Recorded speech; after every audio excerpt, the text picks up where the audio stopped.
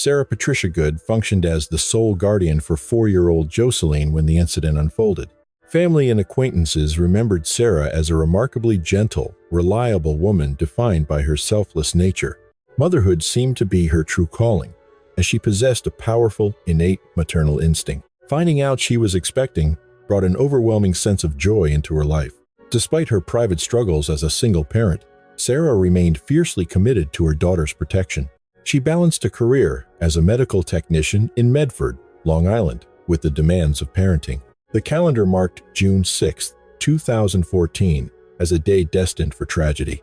At 21, the full-time worker was eager to accept a social invitation from her friends. Her professional and personal obligations left her with little time for herself. While she managed her routine well, Sarah recognized the need for an occasional mental escape. Seeking a brief reprieve, she arranged for her brother-in-law to supervise her daughter for the evening. After finishing her medical shift, she returned to her residence to prepare. She secured the house and kissed Jocelyn goodbye, unaware she would never walk through that door again. The child couldn't have known that those final embraces served as a permanent farewell from her mother. Sarah arrived at the gathering, where witnesses noted nothing seemed out of the ordinary. The atmosphere was festive, and digital footprints of the night were soon uploaded to social media. Seeing Sarah smiling in those final photographs creates a chilling contrast to the horror that followed. Silence met Sarah's mother the following day when her attempts to make contact failed. Expectation turned to unease when Sarah failed to arrive for a planned family visit later that day. Her mother initially dismissed the absence, assuming Sarah was merely recovering from a late night out. There was a lingering hope she would surface in time for her nephew's upcoming birthday celebration. That birthday arrived, but Sarah did not, signaling to her family that something was terribly wrong. She had never missed such a milestone, and her continued digital silence felt increasingly ominous. While life can be unpredictable, this level of detachment was entirely outside her normal behavior. Her mother's persistent calls and messages went into a void, joined by many others. The lack of any communication was deafening. Her phone sat silent, echoing the family's growing dread. No replies came, and no one had seen her since she left the party 2 nights prior. Her absence at the birthday party was compounded by the fact that she had left Jocelyn behind. The central mystery remained. Where could a devoted mother have gone without her only child? Driven by terrifying possibilities, her loved ones contacted the authorities to report the 21-year-old missing. Investigators grew concerned as they realized how drastically this behavior deviated from her established patterns. It was inconceivable that a committed mother would simply walk away from her life on a whim.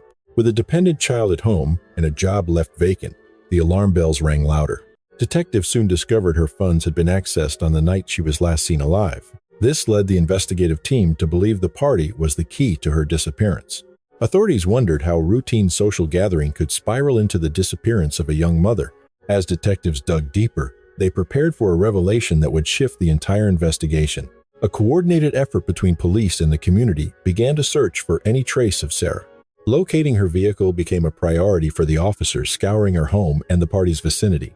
Interviews were conducted with everyone who had interacted with her during those final hours. Friends and attendees were grilled to see if Sarah had hinted at any trouble or secret plans. On June 8th, a gray 1999 BMW 328 was spotted in Medford. The abandoned vehicle was confirmed as hers, prompting an immediate police presence at the scene. Sarah was missing from the car, and there were no signs of her in the immediate area. While technicians processed the BMW, search teams began a meticulous canvass of the surrounding landscape. Upon inspecting the vehicle, investigators found a cabin in total shambles, suggesting a struggle far beyond simple neglect. A deep, crimson saturation had completely overtaken nearly every inch of the car's interior. The scene inside spoke of a desperate struggle. A bloody palm print seared onto the hood confirmed the violence. Forensic teams recovered substantial genetic material, noting strands of hair caught in the window frame seal. The atmosphere turned frigid as a heavy, psychological weight settled over the officers processing the scene. Time was the enemy. As technicians gathered biological data, the search for Sarah intensified under a darkening cloud. Approximately 800 yards from the site, a volunteer search party began canvassing the dense woodland perimeter. 6 days into the investigation, the grim reality of the situation finally manifested for the searchers. One volunteer, David Zorns, recalled a sudden, visceral instinct that something was deeply wrong beneath the canopy. A thick scent of decay hung in the air, Shortly after, police cleared the area to secure a fresh crime scene. The victim was discovered with traumatic injuries that left no doubt regarding the brutality of her final moments. Further examination revealed the chilling details of a targeted and predatory physical violation. Investigators noted several lacerations and a distinctive floral ink pattern etched onto the victim's foot. This specific tattoo mirrored the description on the missing person flyers distributed throughout the city. Forensic identification soon confirmed the tragic fate of 21-year-old Sarah Good. What was supposed to be a rare night of liberation with friends had spiraled into a nightmare. The woods became a silent witness to a homicide that no one in her circle could have envisioned. The news tore through her family, leaving a young daughter without a mother and a community in shock. Questions shifted toward the perpetrator's identity and the psychological triggers behind such an aggressive, unprovoked assault. Detectives began focusing on a specific individual they had quietly monitored since the early hours of the case. Interviews with party attendees surfaced a recurring detail about a man whose behavior that night raised several flags. Reports emerged of a persistent individual who had spent the evening unsuccessfully focused on Sarah. That man was identified by authorities as Dante Taylor, a figure with a murky background. Taylor's military career was remarkably brief, ending in a discharge after only 7 months of service. Acquaintances painted a portrait of a volatile man, though his life remained largely a series of blank spaces. Records indicated a history of domestic instability, marked by a particularly contentious and bitter legal separation. Friends suggested the divorce left him emotionally fractured, struggling with dark thoughts of self-destruction. Rumors of childhood trauma circulated, suggesting a foundation of early instability that defined his adult psyche. This history seemingly left him grappling with profound psychological scars that dictated his social interactions. Witnesses placed him firmly at the same gathering Sarah attended that fateful evening. As the night progressed, Taylor's romantic fixation became apparent. Despite Sarah's clear lack of interest, her only objective was a night of socializing. Far removed from the pressures of a new relationship, she declined his advances, yet Taylor remained undeterred, refusing to accept the boundary she had set. He shadowed her relentlessly, driven by an obsessive focus on the young woman. Every rejection seemed to fuel a simmering tension that detectives believed eventually reached a breaking point. Though the guests left oblivious, the profile of a man unable to handle ego-bruising rejection was forming. A cloud of suspicion hovered over Taylor as investigators moved to close the gap. Authorities quickly located Taylor to bring him in for a formal, face-to-face interrogation regarding his movements. It was at this juncture that a procedural error occurred, one that would spark widespread public outrage. During his arrest days after the murder, officers failed to properly administer his constitutional rights. They seized biological evidence and personal items without establishing the necessary legal probable cause. This systemic failure forced a confrontation between legal standards and the pursuit of justice. Procedural integrity is mandatory, regardless of a suspect's perceived guilt or the gravity of the crime. It appeared the desire for a swift resolution led to a compromised investigation that prioritized speed over legality. Consequently, the initial charges could not hold, and Taylor was temporarily released back into society. In the aftermath, Dante's movements took a bizarre turn. Once free, he fled New York for Florida, allegedly on his mother's advice, to lie low until the heat dissipated. Subsequently, legal counsel insisted this southern trek was merely a family visit, not an escape. Yet, if innocence was the motive, the timing was devastating, painting a portrait of a man desperate to outrun the inevitable. Detectives, meanwhile, pivoted to the laboratory, awaiting forensic confirmation, linking his palm prints and genetic markers to the vehicle. Upon the return of the lab reports, biological evidence placed him squarely inside her car, a space he had zero justification for entering after she spurned his interest. His physical signature was etched into the blood-stained interior of a now macabre crime scene. Forensic patterns suggested a predatory pursuit, where a rejected ego followed Sarah to her vehicle for one final, unwanted confrontation. It was there that his frustration curdled into a savage, physical onslaught, spanning the threshold of the car in a lethal encounter that claimed her life. The subsequent post-mortem examination of Sarah's remains unmasked a reality far more harrowing than investigators had feared. She bore over 40 distinct wounds, including cranial trauma so severe that a fragment of the murder weapon remained embedded within her. The sheer brutality indicated a level of primal fury that transcended a simple homicide. The fact that a steel instrument shattered under the force of the blows ruled out any notion of a casual encounter. This was a manifestation of pure, unadulterated resentment. Technicians meticulously mapped his digital footprint, cross-referencing cell tower pings with the estimated window of the homicide. The data confirmed his presence at the epicenter of the tragedy, shadowing the car and the shallow grave discovered by searchers. The disparate pieces were finally interlocking. Despite early procedural stumbles and a tidal wave of community criticism, the evidence definitively anchored Dante to the site of Sarah's final, violent moments. An indictment loomed, seeking to force him to answer for the atrocities committed against her. But the suspect had already vanished from his Florida sanctuary, sparking a high-stakes manhunt. Warrants were broadcast across the Sunshine State, putting every officer on high alert for the fugitive. Fate eventually caught up with him in Vero Beach, though his capture stemmed from a seemingly trivial, unrelated offense. While the specifics of that arrest remain obscure, it was detached from the murder investigation. The active warrant ensured his detour ended in handcuffs and a long, shadowed journey back to New York. For those Sarah left behind, a tense vigil began, wondering if justice would finally find its mark. That uncertainty, however, would soon reach its resolution. Facing murder charges, Dante maintained a defiant facade of innocence as the prosecution assembled a mountain of forensic proof. Their case rested on the unholy trinity of genetic matches, digital tracking, and that damning palm print. Attorneys meticulously rebuilt the timeline of that fateful evening, frame by agonizing frame. This was no meeting of strangers. A history existed between the victim and her accused. Residing in the same social orbit, they were casual acquaintances whose lives intersected in the quiet rhythms of their neighborhood. On that night in early June 6th, however, Dante's intentions shifted toward a dark obsession. A cold resentment took root when she firmly declined his overtures, bruising an ego that could not handle the word no. Investigators believe he then armed himself, preparing for a confrontation that had only one possible ending. He ambushed her as she reached for her car door, a sudden, terrifying blitz that left her no time to comprehend the betrayal. The full truth remains elusive. He executed his violent whim, taking her life after satisfying his own dark impulses. The theory suggests he abandoned the vehicle just a mile from her doorstep before discarding her remains in the dense undergrowth.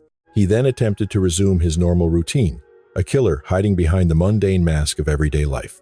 It is a chillingly simple motive. A young woman was murdered because she exercised her right to say no. Tragically, this was no isolated outburst, but rather the culmination of a documented history of predatory behavior. Investigators digging into Dante's history uncovered a chilling pattern. He had stalked another woman following a rejection back in 2011. That woman narrowly escaped. Records confirm this was no hollow threat. He had previously cornered a victim at knife point. He recycled that same terrifying methodology here, but this time he lacked any form of psychological restraint. Such tragedies are a stain on our society, and one can only hope that his 2011 victim has found some semblance of peace. The human psyche isn't wired to process this level of depravity. Yet, in the courtroom, the defense began their counter-narrative. Their strategy relied heavily on highlighting alleged procedural blunders made by law enforcement during the initial stages of the investigation. After challenging the legality of his confession, they pivoted to a desperate claim that the encounter with Sarah was actually consensual. It was a transparent attempt to engineer an acquittal based on legal technicalities and manufactured excuses. Every word from the defense felt like a distorted reality, a series of calculated deceptions designed to mask the truth. The guilt was undeniable, making their pursuit of a paycheck at the expense of justice feel particularly stomach-turning. They did, however, concede one point. The physical evidence was overwhelming, with Dante's DNA saturating the victim's vehicle. The forensic link was ironclad, yet the defense continued to pull at loose threads in the prosecution's timeline. They shifted focus to Sarah's past, specifically her 2-year relationship with an ex-boyfriend named DJ. Their split was volatile. Days before her life was taken, Sarah's social media became a dark chronicle of escalating threats. On June 1st, she posted a haunting note about her isolated location, mentioning she lived on a dead-end street. She wrote about being watched, then followed up on June 4th, claiming the threats had become a constant, daily presence. The posts never explicitly named her harasser, leaving a cloud of ambiguity over her final days. Suspicion naturally fell toward DJ Waters and his mother, given the documented friction between them and Sarah. Sources suggested a barrage of hostile voicemails preceded her death, prompting Sarah to seek protection from the police. The defense seized on this, arguing that the state developed tunnel vision for Dante while ignoring other viable suspects. However, the narrative always circled back to one undeniable fact. Dante's biological signature was all over the crime scene. Science placed him there, not Waters, at the moment of the murder. The evidence suggests no one else could have committed the act. Was the ex-boyfriend a shadow in her life? Perhaps. But he wasn't the one in that car. Eventually, the theatrics ended, and the jury retreated to decide his fate. Before the gavel fell, the court offered Dante a final word. He chose to meet the moment with cold silence. The verdict was absolute. Dante Taylor was sentenced to spend the rest of his natural life behind bars. As the reality of a life sentence set in, he remained disturbingly detached, occasionally flashing a smirk at those in attendance. Prison records show a man devoid of regret, characterized by a steady stream of disciplinary infractions and substance abuse. A prison physician noted that Dante admitted his mind remained a theater for violent, dark impulses. Within 24 hours of that disturbing admission, he was cleared from suicide watch and sent back to general population. His family would later claim the facility subjected him to systematic abuse during his brief incarceration. A leaked image eventually surfaced, depicting a man who had clearly been the victim of a brutal physical altercation. While unproven, his kin blamed the guards. This tension reached a breaking point on the night of October 7, 2017. That evening, staff discovered the lifeless body of 22-year-old Dante Taylor inside his cell. Emergency efforts failed to revive him. His time served for Sarah's murder had totaled less than 1 calendar year. For Sarah's family, the news brought a hollow kind of closure. The man who destroyed their lives had opted for an early exit. They had hoped he would rot in a cell, haunted by his crimes for decades. That opportunity for justice vanished instantly. There is a cold comfort in the belief that while he escaped earthly law, a final, higher judgment remains. Malevolence eventually pays its debts. Yet, the legal battle shifted as Dante's mother, Darlene, took action.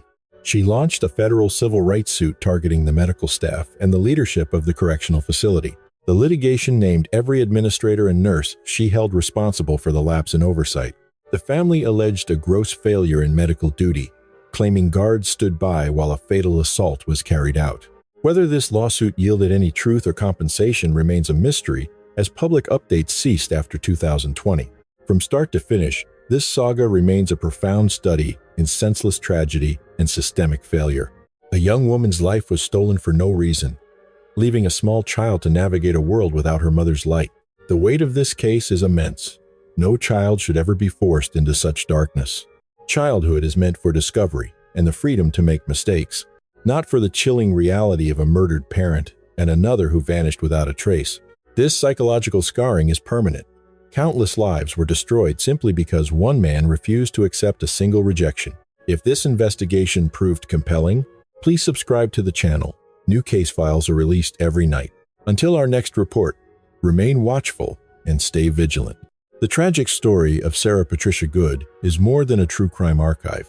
It is a harrowing reminder that the sanctity of a woman's autonomy is not a suggestion, it is a fundamental human right. Sarah was a devoted mother and a dedicated healer, a woman whose life was defined by love. Yet, her light was extinguished simply because she exercised the most basic form of self-defense, the right to say no. This case serves as a chilling wake-up call regarding the fatal intersection of fragile egos and toxic obsession. When rejection is met with violence, it is a failure of our collective social fabric. We must move beyond merely mourning these tragedies and start dismantling the culture that allows entitlement to fester into predatory rage. Education is our strongest weapon. We must teach our sons that manhood is defined by respect, not dominance, and that a woman's boundaries are absolute. We must empower our daughters to trust their instincts. While ensuring the system designed to protect them, the law never prioritizes procedural speed over human lives. Sarah's daughter now navigates a world missing its brightest star. Let us honor Sarah's memory by remaining vigilant and vocal. True strength lies in consent, and true justice lies in a world where no is heard, respected, and never met with a shadow.